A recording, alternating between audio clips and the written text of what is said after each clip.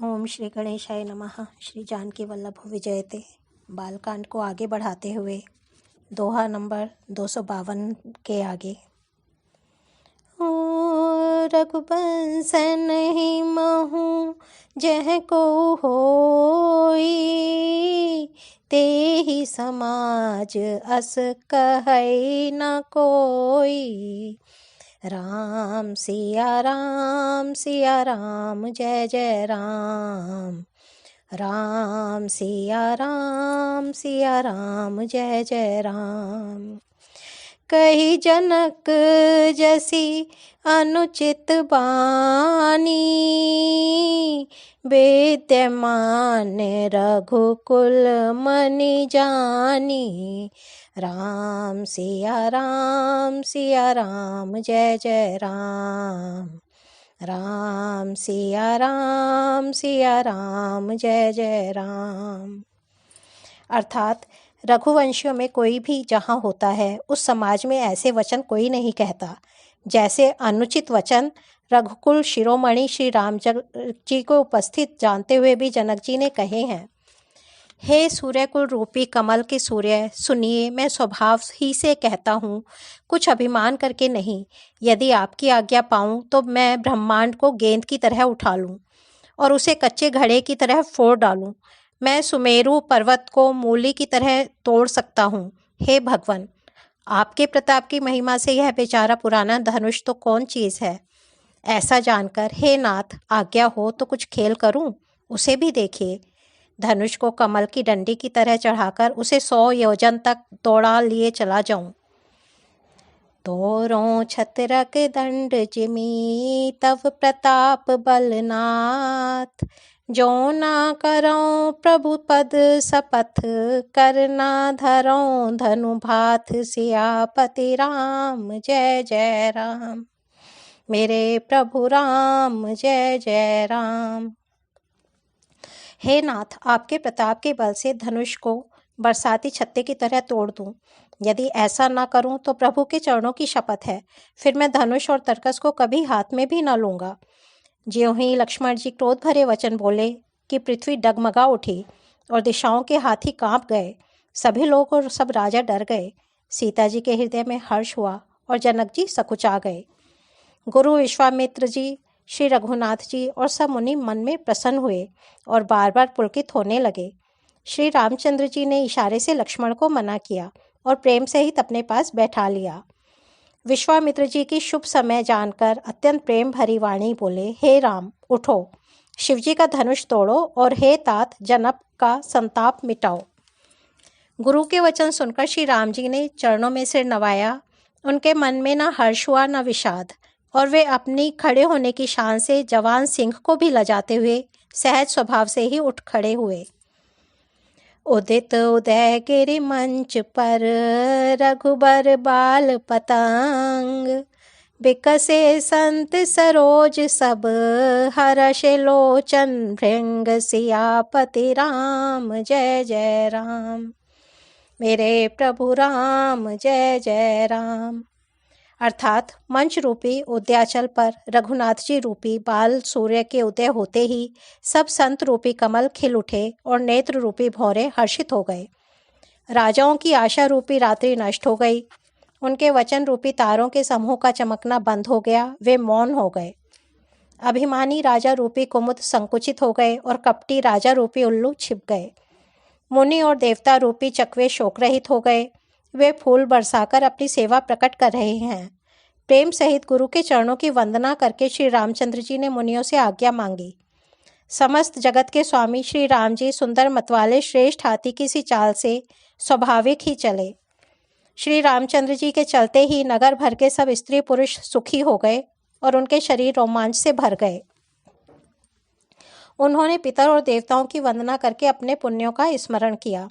यदि हमारे पुण्यों का कुछ भी प्रभाव हो तो हे गणेश गोसाई, रामचंद्र जी शिवजी के धनुष को कमल की डंडी की भांति तोड़ डालें। राम ही प्रेम समेत लखी सखिन समीप बोलाए, सीता मातु स्नेह बस बचन कहे बिल खाए। सियापति राम जय जय राम। मेरे प्रभु राम जय जय राम। अर्थात श्री रामचंद्र जी को वात्सल्य प्रेम के साथ देखकर और सखियों को समीप बुलाकर सीता जी की माता स्नेहवश बिलख कर विलाप करती हुई सी ये वचन बोली, हे सखी, ये जो हमारे हितु कहलाते हैं वे भी सब तमाशा देखने वाले हैं। कोई भी इनके गुरु विश्वामित्र जी को समझाकर नहीं कहता कि ये राम जी बालक हैं। इनके लिए ऐसा हठ अच्छा नहीं। जो धनुष रावण और बाण जैसे जगद्विजय वीरों के हिलाए ना हिल सका, उसे तोड़ने के लिए मुनि विश्वामित्र जी का राम जी को आज्ञा देना और राम जी का उसे तोड़ने के लिए चल देना रानी को हठ जान पड़ा। इसलिए वे कहने लगी कि गुरु विश्वामित्र जी को कोई समझाता भी नहीं है। रावण और बाणासुर ने जिस धनुष को छुआ तक नहीं और सब राजा घमंड करके हार गए, वही धनुष इस सुकुमार राजकुमार के हाथ में दे रहे हैं। हंस के बच्चे भी कई मंदराचल पहाड़ उठा सकते हैं। और तो कोई समझाकर कहे या नहीं, राजा तो बड़े समझदार और ज्ञानी हैं, उन्हें तो गुरु को समझाने की चेष्टा करनी चाहिए थी, परंतु मालूम होता है राजा का भी सारा सयानापन समाप्त हो गया। हे सखी, विधाता की गति कुछ जानने में नहीं आती। यूं कहकर रानी चुप हो रही। तब एक चतुर राम जी के महत्व को जानने वाली सखी कोमल वाणी से बोली, हे रानी, तेजवान को देखने में छोटा होने पर भी छोटा नहीं गिनना चाहिए। कहाँ घड़े से उत्पन्न होने वाले छोटे से मुनि अगस्त्य और कहाँ अपार समुद्र, किंतु उन्होंने उसे सोख लिया जिसका सुयश सारे संसार में छाया हुआ है। सूर्यमंडल देखने में छोटा लगता है, पर उसके उदय होते ही तीनों लोगों का अंधकार भाग जाता है। मंत्र परम लघु जासु बस, विधि हरि हर सुर सर्ब, महामत गजराज कहूँ, बस कर अंकुश खर्ब, सियापति राम जय जय राम। मेरे प्रभु राम जय जय राम। अर्थात जिसके वश में ब्रह्मा, विष्णु, शिव और सभी देवता हैं, वह मंत्र अत्यंत छोटा होता है। महान मत वाले गजराज को छोटा सा अंकुश वश में कर लेता है। कामदेव ने फूलों का ही धनुष बाण लेकर समस्त लोगों को अपने वश में कर रखा है। हे देवी, ऐसा जानकर संदेह त्याग दीजिए। हे रानी, सुनिए, रामचंद्र जी धनुष्य को अवश्य ही तोड़ेंगे। सखी के वचन सुनकर रानी को श्री राम जी के सामर्थ्य में विश्वास सा हो गया। उनकी उदासी मिट गई और श्री राम जी के प्रति उनका प्रेम अत्यंत बढ़ गया। उस समय श्री रामचंद्र जी को देखकर सीता जी भयभीत हृदय से जिस जिस देवता से विनती कर रही हैं, वे व्याकुल होकर मन ही मन मना रही हैं, हे महेश भवानी, मुझ पर प्रसन्न होइए। मैंने आपकी जो सेवा की है उसे सफल कीजिए और मुझ पर स्नेह करके धनुष के भारीपन को हर लीजिए। हे गणों के नायक, वर देने वाले देवता गणेश जी, मैंने आज ही के लिए तुम्हारी सेवा की थी। बार बार मेरी विनती सुनकर धनुष का भारीपन बहुत ही कम कर दीजिए। देखी देखी रघुबीर तन, सुरमनाव धरि धीर, भरे बिलोचन प्रेम जल, पुलकावली शरीर, सियापति राम जय जय राम। मेरे प्रभु राम जय जय राम। अर्थात श्री रघुनाथ जी की ओर देख देख कर सीता जी धीरज धरकर देवताओं को मना रही हैं। उनके नेत्रों में प्रेम के आंसू भरे हैं और शरीर में रोमांच आ रहा है। अच्छी तरह नेत्र भरकर श्री राम जी की शोभा देखकर फिर पिता के प्रण का स्मरण करके सीता जी का मन शुद्ध हो उठा। वे मन ही मन कहने लगी, ओहो, पिताजी ने बड़ा ही कठिन हठ ठाना है। वे लाभ हानि कुछ भी नहीं समझ रहे हैं। मंत्री डर रहे हैं, इसलिए कोई उन्हें सीख भी नहीं देता। पंडितों की सभा में यह बड़ा अनुचित हो रहा है। कहाँ तो वज्र से भी बढ़कर कठोर धनुष और कहाँ ये कोमल शरीर किशोर श्याम सुंदर। हे विधाता, मैं हृदय में किस तरह धीरज धरूं? सिरस के फूल के कण से कहीं हीरा छेदा जाता है। तुम्हारी सभा की बुद्धि भोली हो गई है, बावली हो गई है। अतः हे शिवजी के धनुष, अब तो मुझे तुम्हारा ही आसरा है। तुम अपनी जड़ता लोगों पर डालकर श्री रघुनाथ जी के सुकुमार शरीर को देखकर उतने ही हल्के हो जाओ। इस प्रकार सीता जी के मन में बड़ा सही संताप हो रहा है। निमेष का एक लव अंश भी 100 युगों के समान प्रतीत हो रहा है।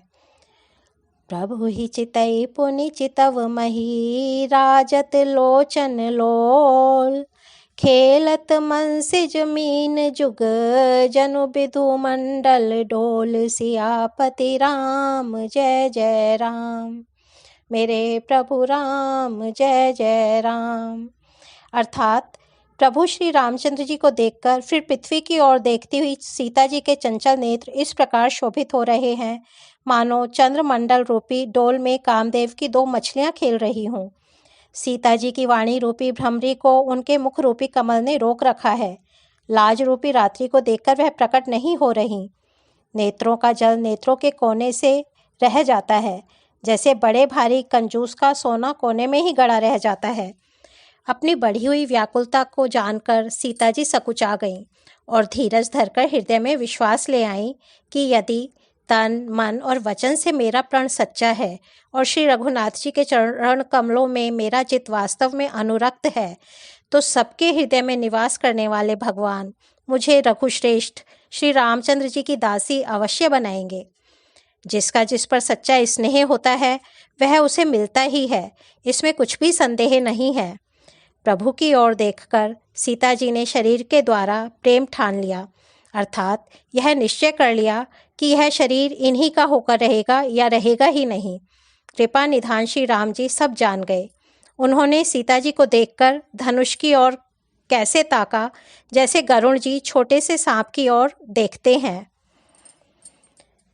ओ मंगल भवन अमंगल हारी, द्रवहु सो दशरथ अजिर बिहारी। राम सिया राम जय जय राम।